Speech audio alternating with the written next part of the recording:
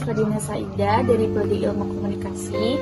Di sini saya ingin membuat video tentang literasi regulasi komunikasi untuk memenuhi tugas proyek UAS dari mata kuliah Etika dan Regulasi Komunikasi. Yang pertama terdapat regulasi komunikasi. Di sini saya mengambil dari Undang-Undang Penyiaran Nomor 32 Tahun 2002. Yang pertama di sini ada regulasi komunikasi. Regulasi komunikasi atau kebijakan komunikasi adalah kumpulan prinsip-prinsip dan norma yang sengaja diciptakan untuk mengatur perilaku sistem komunikasi. Ini dikutip dari UNESCO. Dalam KBBI, regulasi diartikan sebagai sebuah peraturan. Regulasi merupakan cara untuk mengendalikan manusia atau masyarakat dengan suatu aturan atau pembatasan tertentu. Ruang lingkup regulasi atau kebijakan komunikasi terdiri dari penyiaran, telekomunikasi, pers, informasi dan transaksi elektronik, film, keterbukaan informasi publik. Selanjutnya ada haki kekayaan intelektual dan etika periklanan SP35 dan lain-lain. Tujuan kebijakan komunikasi yang pertama secara sosiologis merupakan proses komunikasi sebagai bagian dari dinamika sosial yang tidak merugikan masyarakat. Yang kedua, komunikasi merupakan sesuatu keniscayaan dalam masyarakat. Komunikasi dipandang sebagai sebuah sistem di mana sebuah sistem yang terdiri dari subsistem. Unsur dalam kebijakan komunikasi dikenal dengan konteks, domain, dan paradigma. Selanjutnya di sini saya akan membahas lebih dalam mengenai penyiaran. Penyiaran Undang-Undang Nomor 32 Tahun 2002 terdapat beberapa lembaga penyiaran yang terdiri dari yang pertama terdapat lembaga penyiaran publik. Lembaga penyiaran publik merupakan lembaga yang didirikan negara dan merupakan lembaga penyiaran yang berbentuk badan hukum serta bersifat netral, independen, dan tidak komersial.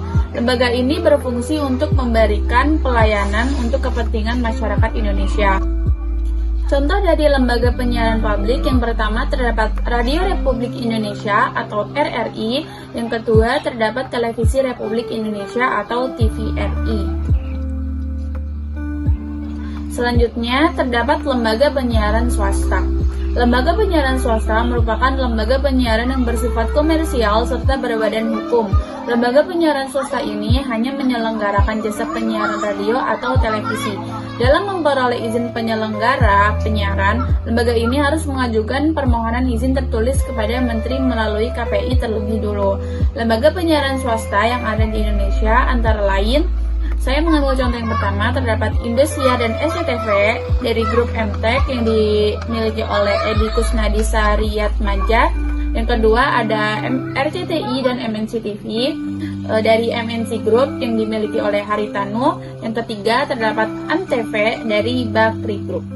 Yang ketiga terdapat lembaga penyiaran komunitas. Lembaga penyiaran komunitas ini merupakan salah satu penyelenggara penyiaran di Indonesia. Umumnya kegiatannya didirikan oleh komunitas tertentu yang tidak bersifat komersial. Umumnya, kegiatan ini bertujuan untuk memberikan layanan bagi komunitasnya dengan jangkauan wilayah siaran yang terbatas.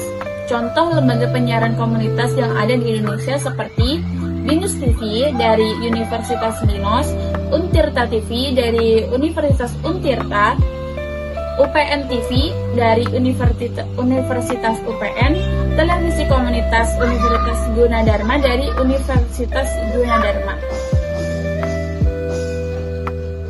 Yang terakhir, terdapat lembaga penyiaran berlangganan. Lembaga penyiaran berlangganan adalah lembaga yang berbentuk badan hukum dan bersifat komersial. Umumnya, bidang usaha ini menyelenggarakan jasa penyiaran yang berlangganan saja dan harus memiliki izin dari penyelenggara penyiaran berlangganan terlebih dahulu. Kegiatan-kegiatan tersebut umumnya dilakukan oleh lembaga penyiaran berlangganan yang berbentuk badan hukum seperti perseroan terbatas yang badan usahanya hanya menyelenggarakan jasa penyiaran berlangganan. Contoh lembaga penyiaran berlangganan di Indonesia. Yang pertama terdapat PT First Media dari First Media. Yang kedua terdapat PT MNC Vision Networks dari MNC Vision Networks. Selanjutnya, terdapat pembahasan prinsip dari penyiaran. Bentuk lembaga tersebut berperan membangun prinsip-prinsip. Yang pertama, diversitas kepemilikan dan penguasaan lembaga. Yang kedua, diversitas bentuk dan isi siaran. Yang ketiga, lokalisme dan otonomi halayak. Dalam undang-undang diperkenalkan konsep diversity of ownership dan diversity of content. Selanjutnya, terdapat sistem dan paradigma penyiaran. Undang-Undang Nomor 32 Tahun 2002 yang pertama terdapat lokal atau tidak ada lagi televisi, radio nasional. Yang kedua, berjaringan atau antar stasiun lokal. Dua teori penyiaran menurut Joseph R. Dominic. Yang pertama, the scarcity theory atau teori keterbatasan. Yang kedua, the pervasive presence theory atau media penyiaran sangat berpengaruh. Selanjutnya, saya akan membahas mengenai Undang-Undang Nomor 32 Tahun 2002 tentang penyiaran. Di sini saya hanya mengambil dari beberapa pasal saja yang mungkin selengkapnya bisa teman-teman baca melalui internet mengenai Undang-Undang Nomor 32 Tahun 2002 tentang penyiaran. Yang pertama, saya akan membacakan fungsi penyiaran pasal 4. Isi fungsi penyiaran pasal 4 yang pertama adalah penyiaran sebagai kegiatan komunikasi massa mempunyai fungsi sebagai media informasi, pendidikan, hiburan yang sehat, kontrol, dan perekat sosial. Yang kedua, dalam menjalankan fungsi sebagaimana dimaksud dalam ayat 1, penyiaran juga mempunyai fungsi ekonomi dan kebudayaan. Selanjutnya, terdapat pembahasan izin penyiaran dalam pasal 33. Nomor 4, izin dan perpanjangan izin penyelenggaraan penyiaran diberikan oleh negara setelah memperoleh A. Masukan dan hasil evaluasi, dengar pendapat antara pemohon dan KPI. B. Rekomendasi kelayakan penyelenggaraan penyiaran dari KPI. C. Hasil kesepakatan dalam forum rapat bersama yang diadakan khusus untuk perizinan antara KPI dan pemerintah.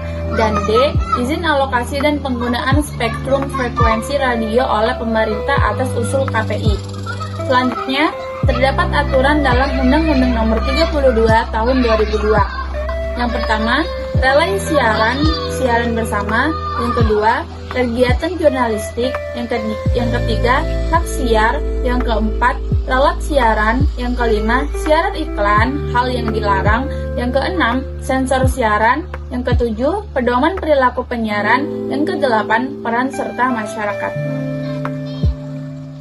Selanjutnya, aturan dalam Undang-Undang 32 Tahun 2002 dipidana dengan pidana penjara paling lama 5 tahun dan atau denda paling banyak 1 miliar rupiah untuk penyiaran radio dan dipidana dengan pidana penjara paling lama 5 tahun dan atau denda paling banyak 10 miliar rupiah untuk penyiaran televisi setiap orang. Sekian video literasi mengenai regulasi dan komunikasi dari saya. Apabila ada salah kata dan kekurangannya, mohon maaf. Sekian, terima kasih. Wassalamualaikum warahmatullahi wabarakatuh. Dadah, see you next time.